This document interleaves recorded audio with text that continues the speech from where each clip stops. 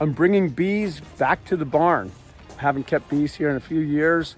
And to be honest with you, I'm not a very good beekeeper. And I think that's because I don't have bees on the property. I have to travel about 15 minutes to the bee yard to keep bees with my friends.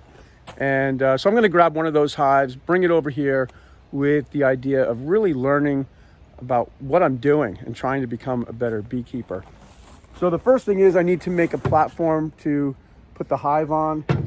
You could use cinder blocks, whatever you have. I happen to have some scrap treated lumber, so that's what I'm going to use. And I'm going to put the bees right back there where that forsythia is.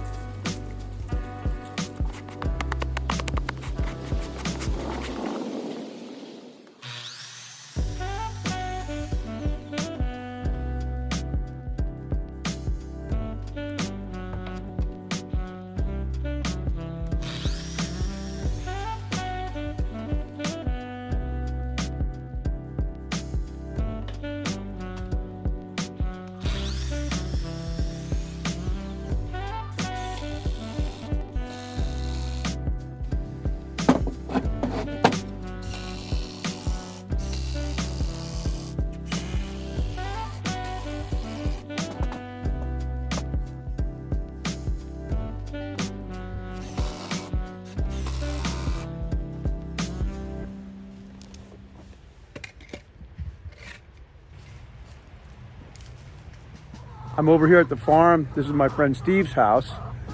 These are his chickens. And this is the hive that I'm going to bring back to the barn.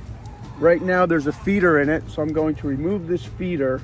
I'm going to put the lid back on the box, and I'll come by around 9 o'clock tonight, put one of these guards over the entrance, and put it in my truck and bring it back to the barn.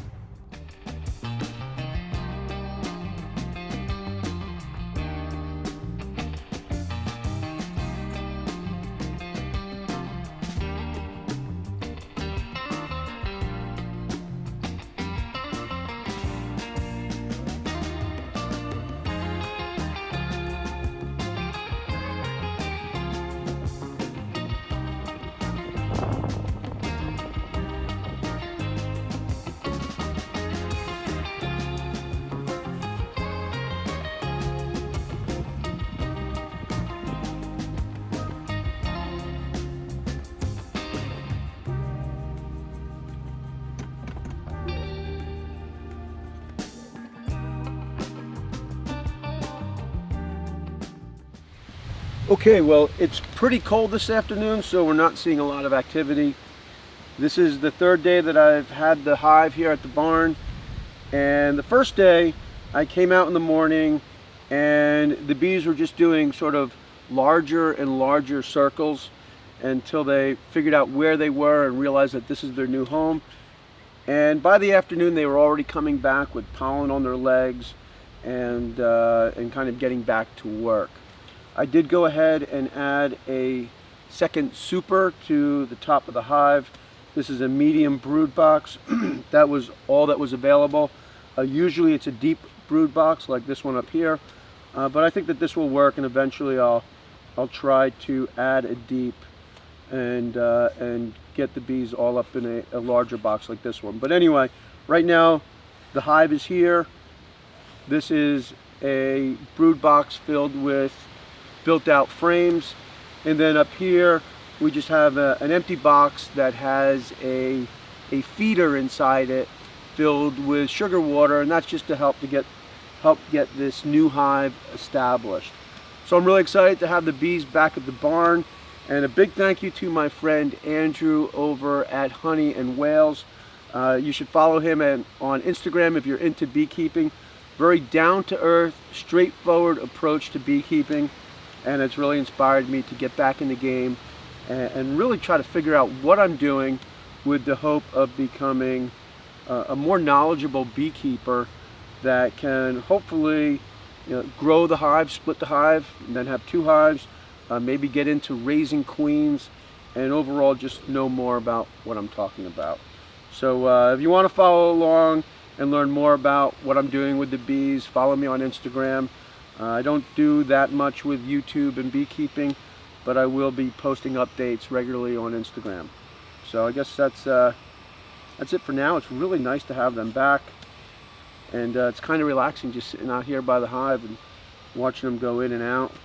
And I know that some people think that's a little crazy, or some people are afraid of bees, but for the most part these bees don't want to bother you, because if a honeybee stings you, it dies. So they really don't have a lot of motivation to sting you.